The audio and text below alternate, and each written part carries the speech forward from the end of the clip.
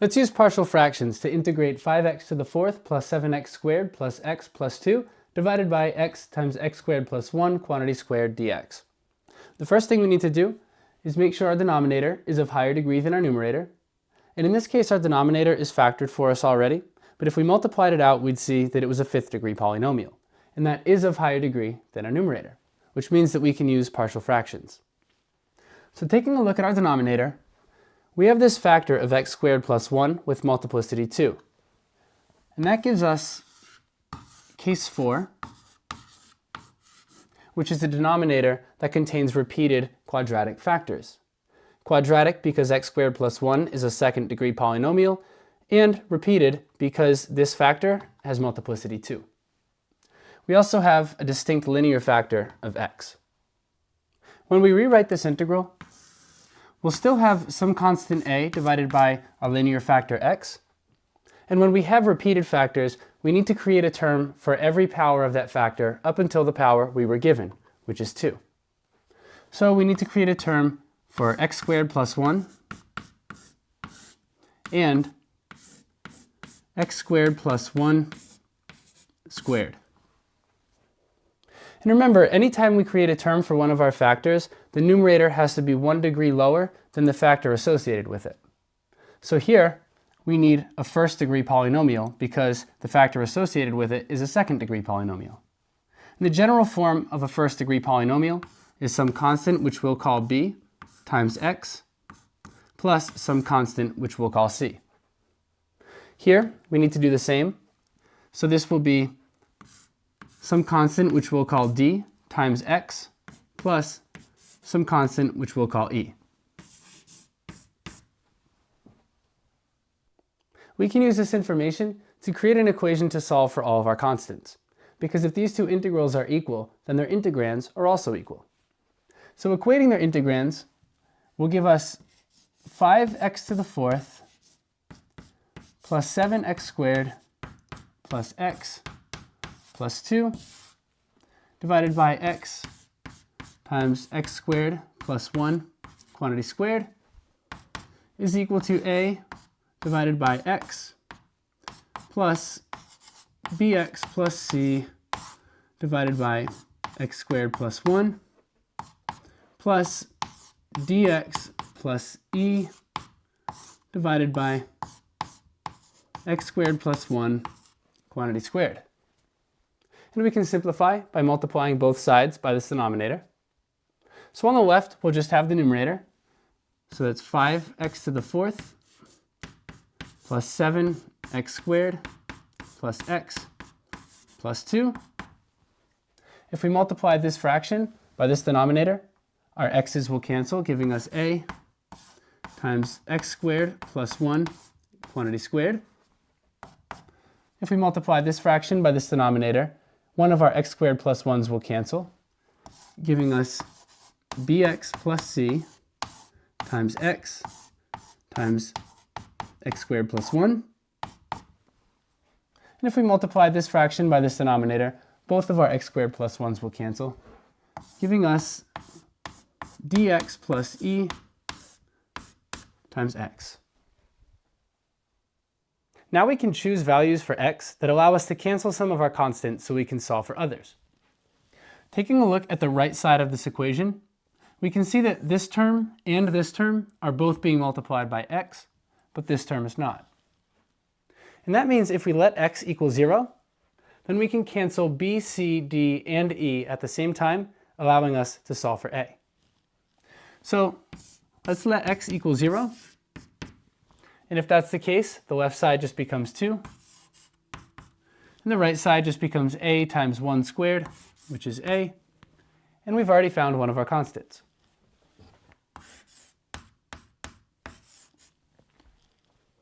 Now we can make that substitution back into our equation.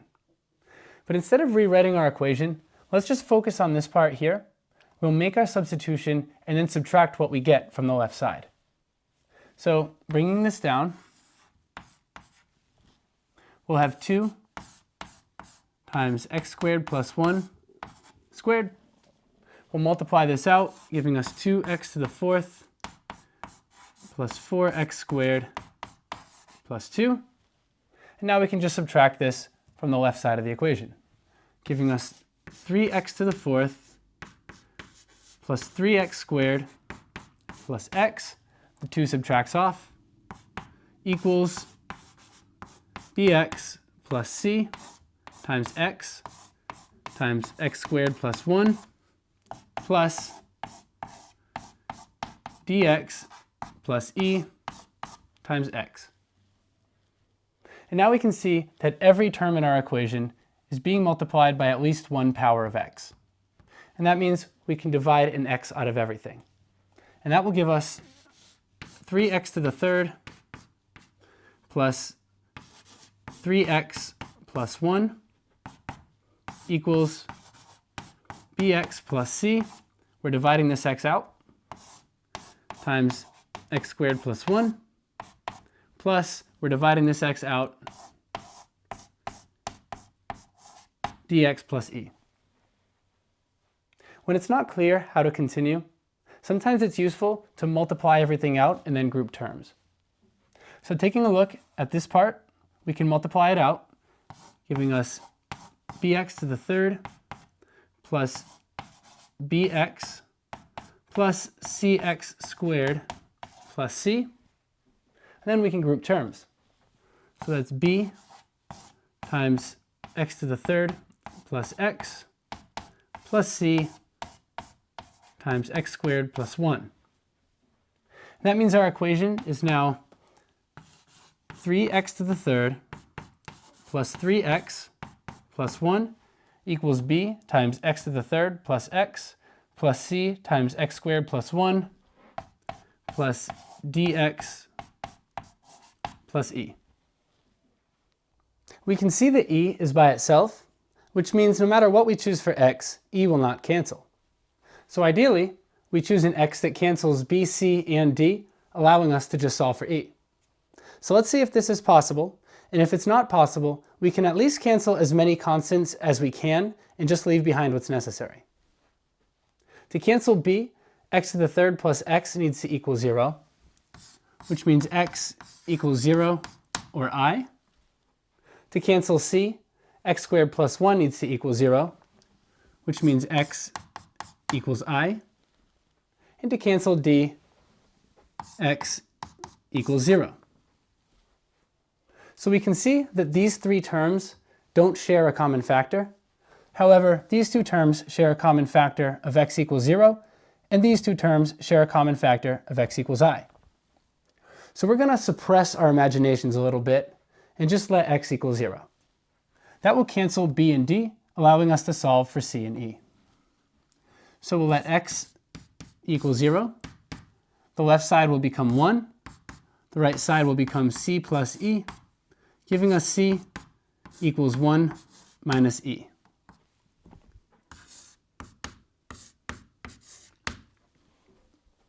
And we can substitute that back into our equation, giving us 3x to the third plus 3x plus 1 equals b times x to the third plus x plus 1 minus e times x squared plus 1 plus dx plus e. And we can multiply this out and then group terms. So focusing on this piece, that will give us 1 plus x squared minus ex squared minus e. Negative e and positive e will cancel. We can subtract 1 plus x squared off of the left side of the equation, and all of that will give us 3x to the third minus x squared plus 3x, 1 will subtract off, equals b times x to the third plus x plus dx minus ex squared. And we can see that every term in this equation is multiplied by at least one power of x, so we can divide x out of the entire equation, giving us 3x squared minus x plus 3 equals b times x squared plus 1 plus d minus e x. Now we have d by itself, which means no choice for x will cancel d. So ideally, we choose an x that cancels b and e, but there is no choice for x that will do that right now. But let's let x equal 0 so we can at least cancel e. When x equals 0, the left side equals 3, the right side equals b plus d. That means that b equals 3 minus d.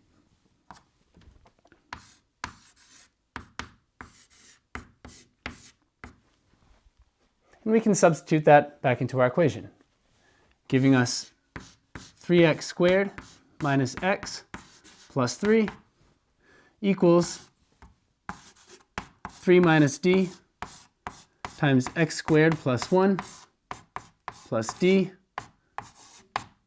minus ex. And now we can multiply this out in group terms again.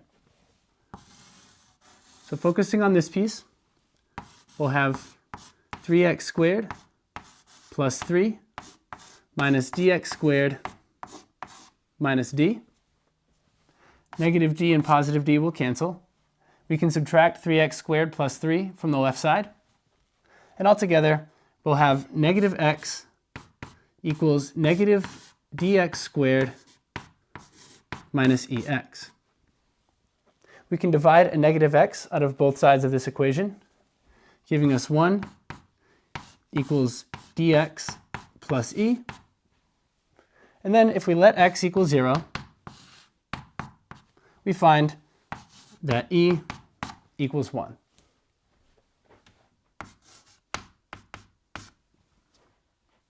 And if e equals 1, then c equals 0.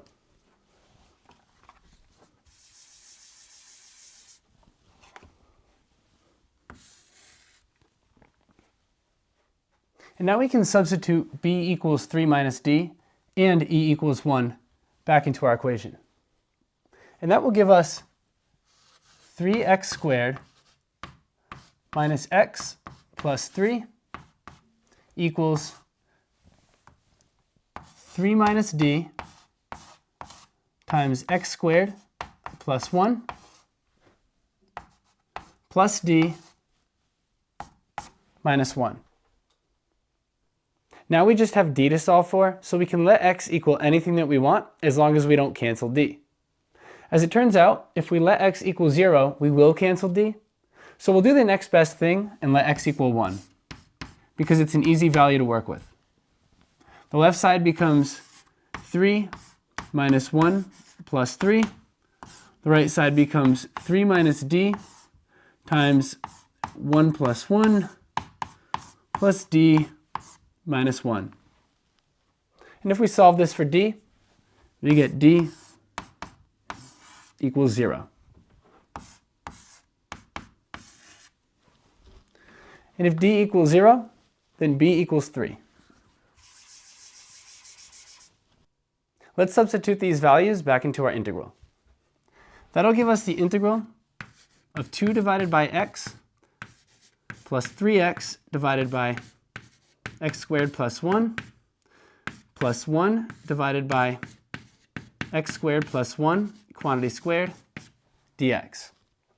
And we can write this as a sum of integrals, giving us the integral of 2 divided by x dx plus the integral of 3x divided by x squared plus 1 dx plus the integral of 1 divided by x squared plus 1 quantity squared dx.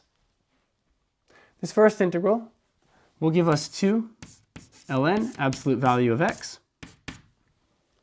The second integral is a u substitution, where u equals x squared plus 1. And that'll give us 3/2 ln, absolute value of x squared plus 1. And this third integral is a trig substitution, where x equals tangent theta, and dx equals secant squared theta d theta. And that'll give us 1/2, open parentheses, x divided by x squared plus 1 plus the inverse tangent of x. And we can factor 1/2 out of these.